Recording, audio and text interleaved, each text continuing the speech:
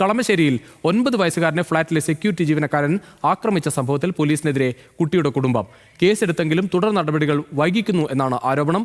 ഗുരുതര കുറ്റകൃത്യം നടത്തിയിട്ടും സെക്യൂരിറ്റി ജീവനക്കാരനായ മിഥുനെ ജോലിയിൽ നിന്ന് നീക്കാൻ കമ്പനി തയ്യാറാകുന്നില്ല എന്നും കുട്ടിയുടെ മാതാവ് ആരോപിക്കുന്നു.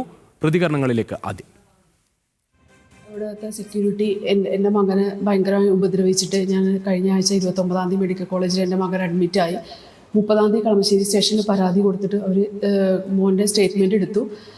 അതിനുശേഷം അവർ FIR ഇട്ടിട്ടുണ്ട്. പക്ഷേ ഇതുവരെ അതിനുള്ള വേറെ ഒരു നടപടിയായിട്ടോ കുഞ്ഞിനെ ഇത്രയും ഉപദ്രവിച്ചിട്ട് വേറൊരു നടപടിയായിട്ടോ ഒന്നും മുന്നോട്ട് പോയിട്ടില്ല.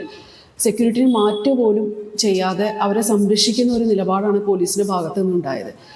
എൻ്റെ മകൻ ഇപ്പോഴും ജീവന് ഭീഷണിയുണ്ട്. ഇവിടെ താമസിക്കാൻ ഞങ്ങൾക്ക് ഇപ്പോഴും ഭയമാണ്. ഒരു തരത്തിലുള്ള നീതിയും പോലീസിൻ്റെ ഭാഗത്തുനിന്ന് കിട്ടിയില്ല. എന്തെങ്കിലും ചോദിക്കുമ്പോൾ അവർ അന്വേഷിക്കുന്നുണ്ട് എന്നുള്ളൊരു മറുപടി അല്ലാതെ ഒരു തുടർ നടപടിയോ അങ്ങനെ ഒന്നും ഇതുവരെ ഉണ്ടായിട്ടില്ല.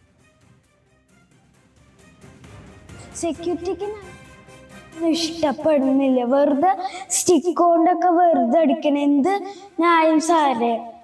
വെറുതെ അടിക്കുകയാണ്. ഞങ്ങൾ ഒരു കാരണവശാലും ഉപയോഗിക്കുന്നില്ല. ആ സെക്യൂരിറ്റിയാണ് ഞങ്ങളെ വെറുതെ കളിക്കുമ്പോൾ ഡിസ്റ്റർബ് ചെയ്യുന്നത്. മറ്റേ സെക്യൂരിറ്റിയും ഞങ്ങളെ പിടിക്കാൻ വരുന്നത്. വെൽവെറ്റ് വന്നിലത്തെ സെക്യൂരിറ്റിയും ഇവിടുത്തെ സെക്യൂരിറ്റിയും ഞങ്ങളെ രണ്ടുപേരെ പിടിക്കാൻ പറഞ്ഞിട്ട് തല്ലണിട്ട് ഞാൻ 6th ഫ്ലോറിൽ അവിടെ വെറുതെ ഇരിക്കുമ്പോൾ പോലീസുകാരെ ഇടിക്കുന്ന പോലെയൊക്കെ എന്നെ ഇടിക്കണം.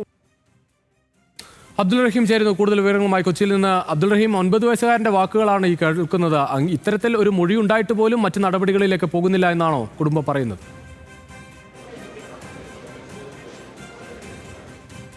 ഈ വാർത്തയിലേക്ക് തിരിച്ചെത്താം.